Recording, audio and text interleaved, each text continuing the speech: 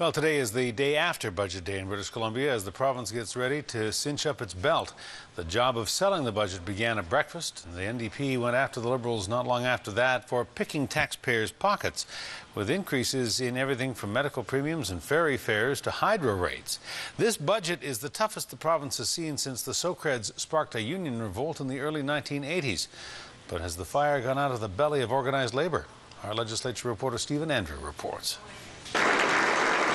Premier Christy Clark and her finance minister are wasting no time selling their 2012 budget. Ronald Reagan once said that balancing a budget is a little like protecting your virtue. First up, a Liberal-friendly audience, the Vancouver Board of Trade. So we're holding spending growth in our current plan over the next 3 years to 2%. Tomorrow, the finance minister will do it again for the Victoria Chamber of Commerce. Budget for the concerns of seniors. But in the House, the fiscal plan is not going over well with the opposition. This budget will lead to more hallway medicine, more Tim Hortons care, Honourable Speaker. The government is convinced being prudent is the way to go. I want to say this so that members make no mistake.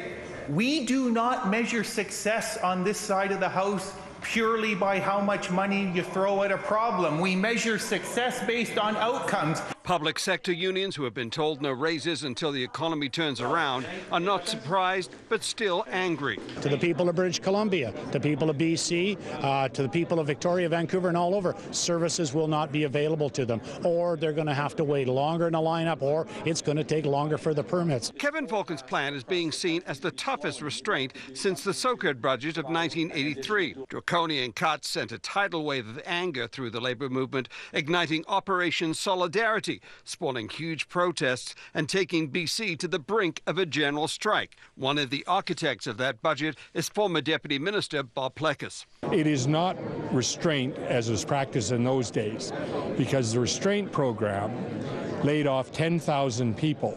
It also closed agencies like the Human Rights Commission, the Human Rights Branch, the Rentalsman, and 3 or 4 other major entities in government. The opposition is being coy as to whether that could happen again. So I think it's good to have respectful participation in politics, and I encourage it every day.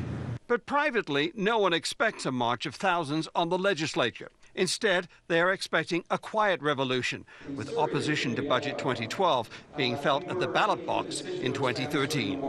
Stephen Andrew, CTV News, Victoria.